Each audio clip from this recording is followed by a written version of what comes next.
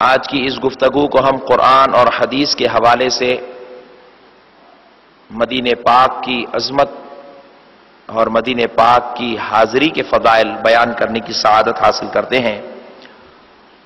ہم نے جو آیات مبارکہ کی تلاوت کا شرف حاصل کیا اس پر ہم تفصیلی روشنی ڈالنے کی سعادت حاصل کریں گے، لیکن گفتگو کا آغاز اس حدیث پاک سے کرتے ہیں جو جامع کبیر میں روایت کیا گیا حضرت ابو سعید خدری رضی اللہ تعالی عنہ سے۔ نبی کریم رحمت للعالمین صلی اللہ تعالی علیہ وسلم نے ارشاد فرمایا، انا احرم المدینہ۔ نبی کریم صلی اللہ علیہ وسلم نے ارشاد فرمایا، میں نے مدینے کو حرم بنایا ہے، میں مدینے کو حرم بناتا ہوں، یا میں نے مدینے کو حرم بنایا ہے۔ تو معزز سامعین اکرام،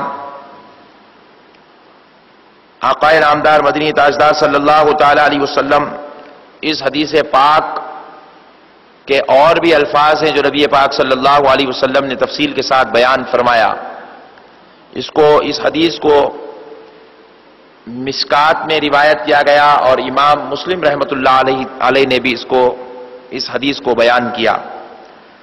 نبی کریم رحمت للعالمین صلی اللہ علیہ وسلم ارشاد فرماتے ہیں کہ حضرت ابراہیم علیہ السلام نے مکہ مکرمہ کو حرم بنایا اور اس کو عزت والا، حرمت والا بنایا، اور آپ کی خواہش پر مکے کو اللہ تبارک و تعالی نے عظمت اور عزت کا مرکز بنا دیا۔ رسول اللہ فرما رہے ہیں کہ حضرت ابراہیم علیہ السلام نے مکے کو عزت و عظمت والا حرم بنایا، حرمت والا بنایا۔ آپ کی خواہش پر اللہ تبارک و تعالی نے مکے کو وہ مقام اور مرتبہ عطا فرمایا۔ پھر آگے آقا علیہ الصلوۃ والسلام ارشاد فرماتے ہیں، میں مدینے کو حرم بناتا ہوں۔ کہہ دیں سبحان اللہ۔ حضور فرماتے ہیں میں مدینے کو حرم بناتا ہوں اور اعلان کرتا ہوں کہ اس کے دو گوشوں کے درمیان، یعنی کہ مدینے کے ان کنارے سے اس کنارے کے درمیان، یعنی کہ اس باؤنڈری سے اس باؤنڈری کے درمیان، نہ اس میں خون بہایا جائے، نہ اس میں جنگ کی جائے، نہ اس مدینے کے خطے میں کوئی ہتھیار اٹھائے، نہ اس میں جو چوپائے چلتے ہیں یا جو جانور رہتے ہیں انہیں نہ شکار کیا جائے نہ ان کا قتل کیا جائے۔ نبی پاک کہہ رہے ہیں مدینہ حرم ہے، مدینے کے اندر لڑنا، مدینے میں جھگڑنا، مدینے میں ہتھیار نکالنا، مدینے میں ایک دوسرے پر گالی گلوچ کرنا، یا مدینے میں کسی جانور کا شکار کرنا، مدینے میں کسی کو برا کہنا، یہ ساری چیزیں رسول اللہ نے اپنی امت کے لیے حرام کر دیا ہے۔ کہا کہ میں مدینے کو حرم بناتا ہوں کہ یہاں چند چیزوں کا کرنا حرام ہے، اور وہ چند چیزیں جو مکے میں نہیں کی جا سکتی وہ رسول اللہ نے فرمایا وہ میرے شہر مدینے میں بھی نہیں کی جا سکتی۔ حضرت ابراہیم نے مکے کو حرم بنایا اور میں مدینے کو حرم بناتا ہوں۔ تو معزز سامعین کرام، اب آئیے حضور نبی کریم رحمت اللہ جس کو اللہ تبارک و تعالیٰ نے رسول اللہ صلی اللہ علیہ وسلم کے قول کی برکت سے ایسی برکتیں، ایسی حرمتیں، ایسی عظمتیں، ایسی رفعتیں عطا فرمائی ہے، ایسی شان اللہ نے اس کو عطا فرمائی کہ معزز سامعین کرام، حضرت انس رضی اللہ تعالیٰ عنہ فرماتے ہیں کہ نبی کریم رحمت للعالمین صلی اللہ تعالیٰ علیہ وسلم نے مدینہ شریف کے لیے یوں دعا فرمائی، اے اللہ جو برکتیں تو نے مکہ مکرمہ کو عطا فرمائی، الفاظ ذرا غور سے سنے رسول اللہ صلی اللہ علیہ وسلم کے، اللہم اجعل بالمدینہ ضعفی ما جعلت بمکہ من البرکہ۔ رسول اللہ صلی اللہ علیہ وسلم نے ارشاد فرمایا، اور اس حدیث کو مشکات میں بیان کیا گیا، آقا علیہ السلام ارشاد فرماتے، اے اللہ تو نے مکے کو جو برکتیں عطا فرمائی، مولا مدینے کو اس کی دوگنی برکتیں عطا فرما۔ مکے کو تو نے جو سعادتیں عطا فرمائی مدینے کو اس کی دوگنی سعادتیں عطا فرما. مکے کو تو نے جو رفعت عطا فرمائی اس کی دگنی رفعت مولا مدینے کو عطا فرما. معزز سامعین کرام قربان جائیں، مکے کو عظمت اس لیے دی گئی کیونکہ وہاں کعبہ معظمہ ہے، اور مدینے کو دوگنی عظمت اس لیے دی گئی کیونکہ وہاں کعبے کا کعبہ آرام فرما رہا ہے، کہ کعبے کو کعبہ کہنے والا محبوب اللہ کا وہاں آرام فرما رہا ہے. کعبے سے بتوں کو نکالنے والے ابراہیم علیہ السلام کا لاڈلا محمد الرسول اللہ صلی اللہ علیہ وسلم مدینے میں آرام فرما رہے ہیں. اس لیے مکہ مکرمہ کی بنسبت مدینہ منورہ کے لیے رسول اللہ نے دوگنی برکتیں مانگی ہے. اب ذرا غور کریں، بعض لوگ آج کل نعوذ باللہ من ذالک یہ خیال بنائے ہوئے ہیں کہ مدینے کی طرف سفر نہیں کرنا چاہیے، یا مدینے میں اگر جائیں تو صرف مسجد نبوی کی زیارت کی غرض سے جانا چاہیے. رسول اللہ صلی اللہ علیہ وسلم کی زیارت کا تصور، رسول اللہ صلی اللہ علیہ وسلم کی بارگاہ میں حاضری کا تصور، آپ کے در اقدس پر کھڑے ہو کر آپ کے دیدار یا آپ کی آرزو تمناؤں کا تصور آج مسلمانوں کے ذہنوں سے نکالنے کی ناپاک کوششیں کی جا رہی ہے. تو اس قوم کو معلوم ہونا چاہیے. یہ حدیث سلام نے احد کے پہاڑ کو دیکھ کر یوں فرمایا، ھذا جبل یحبنا ونحبہ، فرماتے ہیں یہ پتھر، یہ احد کا پہاڑ ہم سے محبت کرتا ہے اور ہم احد کے پہاڑ سے محبت کرتے ہیں. آقا علیہ السلام نے فرمایا ہم احد کے پہاڑ سے محبت کرتے ہیں. پھر اس کے بعد آقا علیہ السلام نے آگے یوں فرمایا، اللہم ان ابراہیم حرم مکہ و انی احرام ما بین لبیتہا، فرمایا اے پروردگار عالم، اے مولا، بے شک تو نے حضرت ابراہیم علیہ السلام کی خواہش پر مکہ مکرمہ کو تو نے حرم بنا دیا، اور اے اللہ اسی طرح میں تجھ سے دعا کرتا ہوں کہ تو میرے شہر مدینہ منورہ کو بھی حرم بنا دے. آقا علیہ السلام نے دعا فرمائی. تو معزز سامعین کرام غور کیجئے، حرم مکہ اور حرم مدینہ کے سلسلے میں سینکڑوں حدیثیں، ایک دو نہیں، سینکڑوں حدیثیں بخاری میں بھی موجود ہے، مسلم میں بھی موجود ہے، دیگر کتب احادیث کے اندر موجود ہے. لیکن افسوس اس بات پر ہے، ختم اللہ علی قلوبہم وعلی سمعہم وعلی ابصارہم غشاوۃ ولہم عذاب عظیم.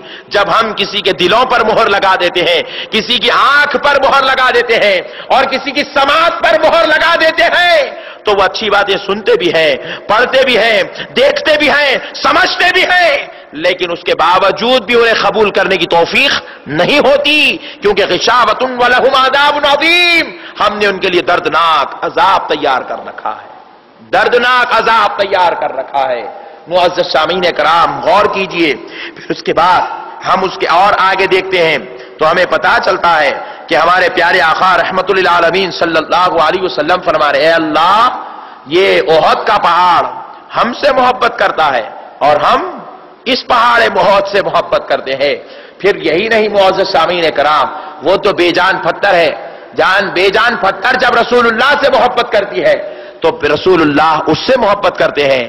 تو پھر یہ جاندار لوگ جب اپنے آقا سے محبت کریں تو کیا نبی اپنے غلاموں سے محبت نہیں کریں گے؟ اور پھر لوگ ہم سے پوچھتے ہیں کہ فاتحہ کہاں ہے، سلام کہاں ہے، یہ درود شریف کہاں ہے، یہ محفل نعت کہاں ہے، یہ قصیدہ بردہ کہاں ہے، یہ محفل درود کہاں ہے؟ نادانو، یہ سب اظہار محبت ہے، یہ سب اظہار محبت ہے. احد کا پہاڑ رسول اللہ سے محبت کرتا تھا، یہ کیسے پتا چلا؟ احد کا پہاڑ کا چلا کر کہنے لگا کہ میں رسول اللہ سے محبت کرتا ہوں. احد کا پہاڑ کیسے پتا چلا کہ احد کا پہاڑ رسول اللہ سے محبت کرتا ہے؟ ارے سنو، جب رسول اللہ صلی اللہ علیہ وسلم احد کے پہاڑ پر چڑھ گئے تھے تو محبت مصطفیٰ میں احد کا پہاڑ مچل رہا تھا. یہ مچلنا اس بات کی دلیل تھی کہ وہ محبت کرتا ہے. تو رسول اللہ نے بتایا محبت پیش کرنے کا ہر ایک کا ایک تقاضا ہوتا ہے، ہر ایک کی ایک حیثیت ہوتی ہے. تو وہ پہاڑ تھا، مچل کے اپنی محبت پیش کر رہا تھا. ہم غلام ہیں، فاتحہ و سلام کے ذریعے اپنی محبت کا اظہار کرتے ہیں. معزز سامعین کرام پھر اس کے بعد آپ ذرا غور کریں، وہ تو بے جان پہاڑ ہے. پھر دیکھیں آپ مدینے میں کیسی کیسی شان اللہ نے رکھی ہے. نبی پاک رحمت للعالمین صلی اللہ علیہ وسلم کے پاس فتح خیبر کے موقع پر آقا علیہ السلام کے پاس علامہ ابن عساکر نے اس روایت کو بیان کیا. فتح خیبر کے موقع پر رسول اللہ صلی اللہ علیہ وسلم کے پاس، یہ ابن عساکر کی روایات دیگر مدرسے والے بھی اپنے مدرسوں میں پڑھتے بھی ہیں، پڑھاتے بھی ہیں. ذرا غور کرنا چاہیے کہ وہ پڑھتے تو ہیں لیکن اللہ تعالیٰ انہیں سمجھ اور ہدایت کی توفیق نہیں فرماتا ہے. یہ کتابیں ان کے مدرسوں میں بھی پڑھی جاتی ہے، ان کے علماء بھی ابن عساکر کی حوالے دیتے ہیں. ابن عساکر نے یہ روایت بیان کی کہ فرماتے ہیں فتح خیبر کے موقع پر مال غنیمت تقسیم ہو رہا تھا. مال غنیمت تقسیم ہو رہا تھا. رسول اللہ صلی اللہ علیہ وسلم کے حصے میں ایک گدھا آیا. حضور کے حصے میں ایک گدھا حضور کے حصے میں آیا مال غنیمت میں سے. معزز سامعین کرام، نبی پاک صلی اللہ علیہ وسلم کے حصے میں جب گدھا آیا، آقا علیہ السلام نے اس گدھے کو لے لیا اور حضور نبی کریم صلی اللہ تعالی علیہ وسلم اس گدھے سے بات کرنے لگے. قربان جائے رسول اللہ کا معجزہ، سارے صحابہ نے دیکھا وہ گدھا بھی رسول اللہ سے بات کرنے لگا، حضور سے بات کرنے لگا. نبی پاک صلی اللہ تعالی علیہ وسلم سے اس نے بات کرنا شروع کر دیا. آقا علیہ السلام نے پوچھا تیرا نام کیا ہے؟ آقا علیہ السلام نے گدھے سے پوچھا تیرا نام کیا ہے؟ ابن عساکر کی روایت ہے. آقا علیہ السلام کے پوچھنے پر گدھا بیان کرنے لگا میرا نام یزید بن شہاب ہے. پھر اس کے بعد کہا یا رسول اللہ صلی اللہ علیہ وسلم، اللہ نے میرے ماں باپ، میرے آبا و اجداد نے 70 گدھے پیدا کیے. 70 گدھے مجھ سے پہلے پیدا ہوتے گئے، میرے باپ داداؤں میں پیدا ہوئے. یا رسول اللہ ان 70 گدھوں کو یہ سعادت نصیب تھی کہ انبیاء کرام ان کی پیٹھوں پر بیٹھ کر سواری فرمائے تھے. انبیاء کرام ان کی پیٹھ پر بیٹھ کر سواری فرمائے تھے. اور یا رسول اللہ میری یہ خواہش تھی، میری یہ آرزو تھی، میری یہ تمنا تھی کہ آپ آخری نبی ہیں اور اپنی نسل میں آخری گدھا ہوں.